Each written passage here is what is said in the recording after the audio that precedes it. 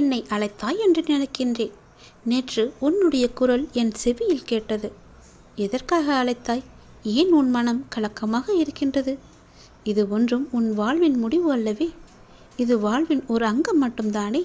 இந்த நிலை நிச்சயம் மாறப்போகின்றது. பிறகு ஏன் கலக்கமாக இருக்கின்றாய்? உன் மனதை எப்பொழுதும் தெளிவாகவே வைத்துக்கொள். நான் இருக்கின்றேன். உனக்காக மட்டுமே நான் வாழ்ந்து கொண்டு இருக்கின்றேன்.